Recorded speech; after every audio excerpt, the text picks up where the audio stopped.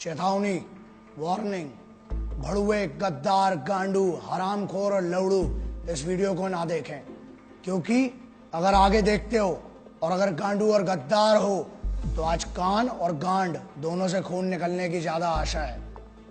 दूसरा, सबसे पहले मैं माफी मांगना चाहता हूं लेडीज से, पूरी महिलाओं से, क्योंकि हो सकता है मेरी भाषा आपको पसंद ना आए, उसके लिए माफ कीजिएगा।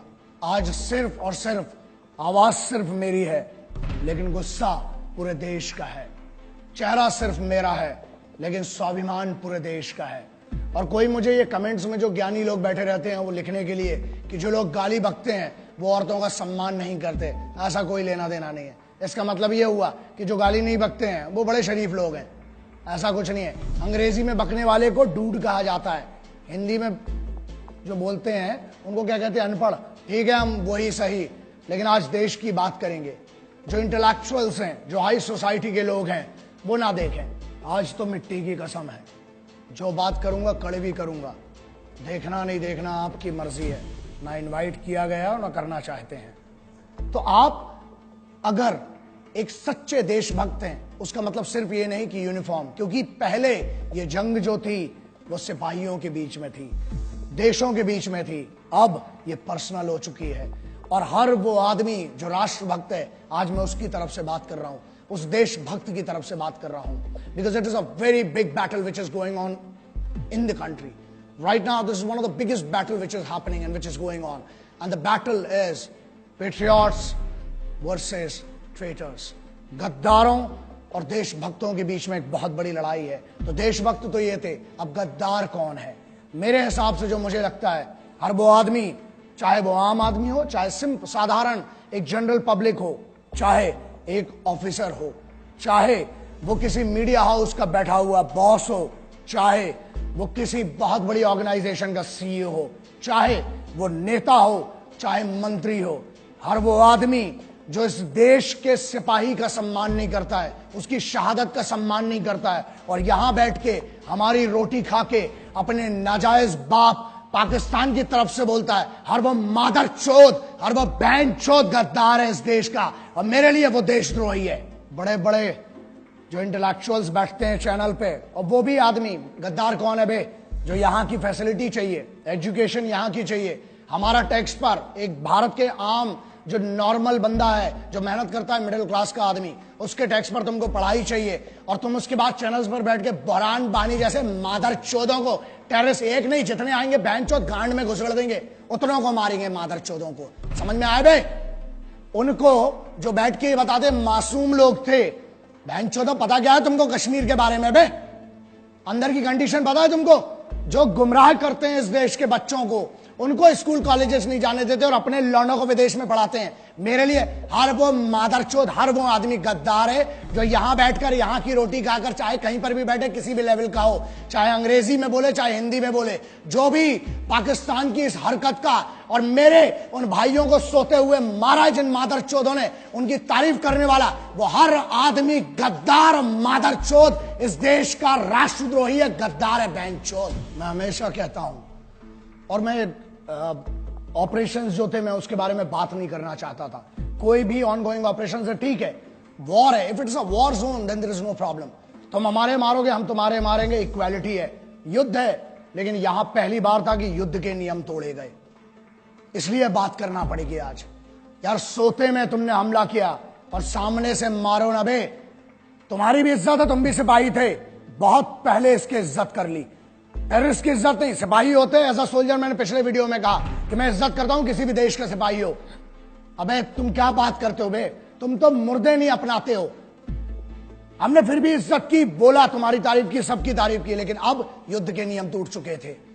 लाखों ईमेल आए हैं, 7 लाख से ऊपर ईमेल हैं। पूरी टीम पागल हो चुकी है जब से हमला हुआ है कि सर अब कुछ बोलना पड़ेगा, और आज बोलना इसलिए जरूरी है क्योंकि जवाब देना पड़ेगा। कुछ बड़ुओं को अब पता नहीं इनको क्या बोलूं, समझ में नहीं आता, क्योंकि एक वीडियो में मुझसे गलती हुई थी, मैंने कुत्ता बोल दिया था एक आदमी को। उस भड़ुए को कुत्ता बोल के ना मुझे गम हुआ, क्योंकि जब मैंने घर जाके अपने वो 2 शेर देखे ना, कुत्ते देखे, जब घर के देखे वो बच्चे, तब लगा कि यार कुत्ते से तो वफादार कोई होता ही नहीं है। इन हरामियों को मैंने कुत्ता बोल के ना, उस कुत्ते की जात पे मैंने मैंने उसकी बेइज्जती कर दी। एक नेता है, एक सांसद है, एक स्पोक्स पर्सन है, उसने एक बात कही। क्या कही वो बहुत जरूरी है, मैं आपके सामने पढ़ के सुनाता हूं। उसने फेसबुक में, ट्विटर में क्या शेयर किया और बेशर्मी से क्या लिखा और क्या कहा, उसका जवाब आज जरूरी है। उरी में मारे गए सारे सैनिक घूस देकर आर्मी में भर्ती हुए थे, अच्छा हुआ साले मारे गए। इस पर इतना हाय तौबा क्यों? भारत माता के लिए बोझ बने हुए थे, आतंकियों ने सही काम किया। इस आदमी ने एक दूसरे इंटरव्यू में, एक और आइटम है, एक और है, उसने क्या कहा? उसने ये कहा कि भारत की तरफ से जो सिपाही मरे उरी में, वो शहादत नहीं है। शहीद कौन हुए? जो पाकिस्तान की तरफ से आए। ऐसा है नेताजी, मादरचोद, हमको भी मौका दो ना, तुमको ऐसा ऐसा इस टाइप का शहीद करने का, बहनचोद। एक काम कर, सजेशन देता हूं, बहुत गांड में गूदा है ना, बोल मत बहनचोद। एक काम कर, अब तेरे पास जो सिक्योरिटी है ना पुलिस की, उनको हटा और बाहर जाओ और एक सिपाही के परिवार से जिसका शहीद हुआ है, उरी की छोड़, कभी भी उसके परिवार से जाके जरा बोल। गांड में घुसड़ देंगे तो पूरी तेरी राजनीति जितनी तेरी चल रही है ना, अबे तेरे को शर्म आना चाहिए। देश का माहौल क्या है बे? आज देश गम में डूबा हुआ है और तुम जैसे भड़ुए मादरचोद, तुम लोग बहनचोद, इसको अपनी मीडिया बाइट के लिए, अपनी पब्लिसिटी के लिए, तुम्हें पता है क्या दुख देते हो बे तुम? अबे पिछले हजारों बार बोल चुका हूं, कुछ नहीं दे सकते हो तो मादरचोद इज्जत तो दो कम से कम शहीदों को। सुनो बे झाटू, मंत्री है जो तुम्हारा है ना, जो तुम्हारा पद है, तेरा प्रोटोकॉल नहीं पता है, तेरा ना मेरे पास पूरी ज्यादा डिटेल नहीं है, लेकिन सुन, बहुत गांड में कूदा है, तेरे को बहुत चर्बी है ना।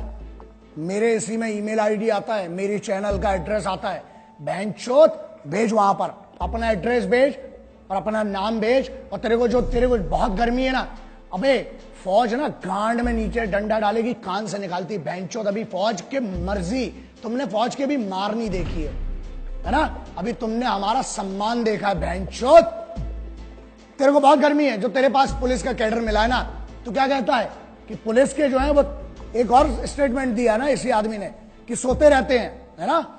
एक और मादरचोद है दूसरा, वो पुराना वाला भड़ुआ साला जिसको अपन ने पहले भी बात किया था हरामी के बारे में। क्या कहता है कि पुलिस और फौज में वही लोग जाते हैं जो अनपढ़ होते हैं या जिनके घर में कोई 1 रुपए का पढ़ा नहीं होता है, और जो लोग सिर्फ और सिर्फ 10वीं 12वीं बड़ी मुश्किल से पास कर पाते हैं, वो लोग जाते हैं। सुन, अब तेरे को बताता हूं, अबे चूतिए मादरचोद, तेरे को पता भी है फौजी होता कौन है? भारत का राष्ट्रपति, भारत का राष्ट्रपति भवन, हर राज्य का मुख्यमंत्री भवन, हर राज्य का सांसद, पार्षद, विधायक, हर राज्य का डेमोक्रेटिक जितना भी बड़ा आदमी हो, हर राज्य का संविधान, मतलब सुप्रीम कोर्ट हो चाहे हाई कोर्ट हो, उसकी सुरक्षा में हर चौक पे खड़ा हुआ एक पुलिस का सिपाही, हर बड़े एस्टेब्लिशमेंट के सामने संतरी बन के खड़ा हुआ एक सिपाही। अबे तेरी औकात नहीं बहनचोद की तू उनके बराबर का बन सके। वो इस देश को चलाते हैं। तू अगर इन मंचों पे जाके इतनी बड़ी बड़ी बात कर पा रहा है ना, भोसड़ी के इसलिए कर पा रहा है क्योंकि वहां सिपाही हर चौगड्डे पर तेरे लिए खड़े और तेरे जैसे मादरचोदों को इतनी परमिशन दे रखी है। यही प्रॉब्लम है।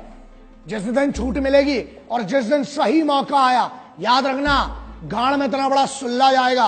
बहनचोद, अभी तूने बहुत मोहब्बत देखी और बहुत हुआ सम्मान तुम्हारा मादरचोदों।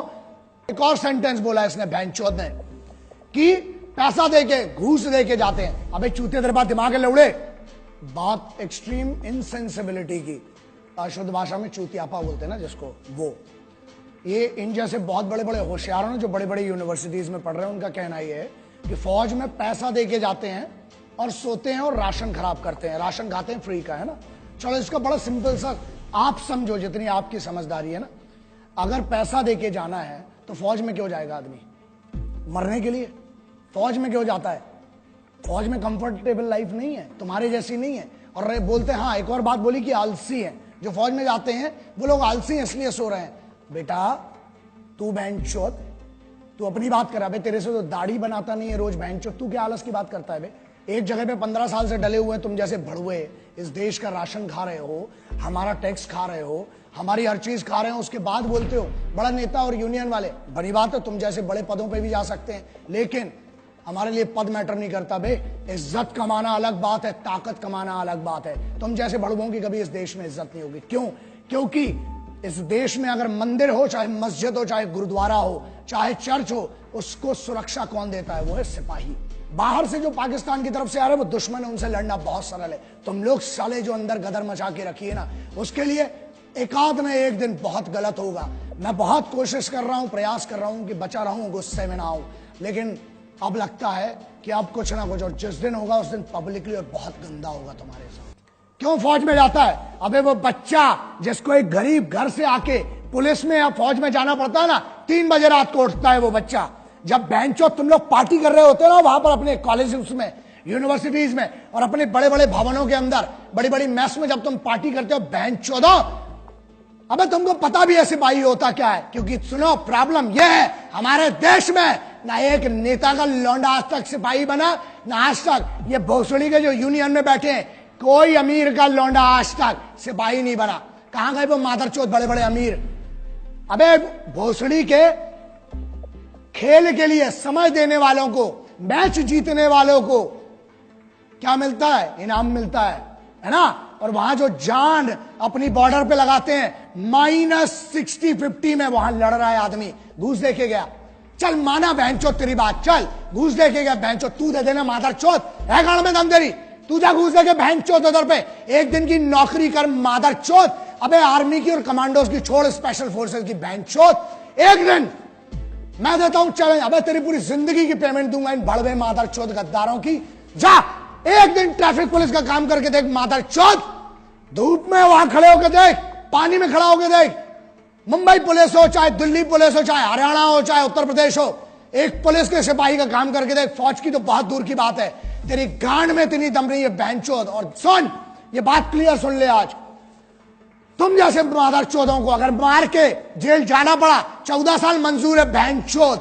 जिस दिन मेरे सामने पड़े ना मादरचोद, मारूंगा, लेकिन एक बात पक्की है, पब्लिकली मारूंगा, अकेले कभी नहीं मारूंगा, क्योंकि तुम जैसे आगे और पैदा ना हो बहनचोद। अबे मुझे तो शर्म आती है, माफ करना, जिसने तेरे को पैदा किया ना, मां मुझे माफ कर दे, तेरे को भी नहीं पता था कि ऐसी मादरचोद औलाद पैदा करोगी मां आप। शर्म आती होगी उस मां को भी अपने कोख पे जन्म पे कि ऐसा गद्दार पैदा कर दिया बहनचोद को।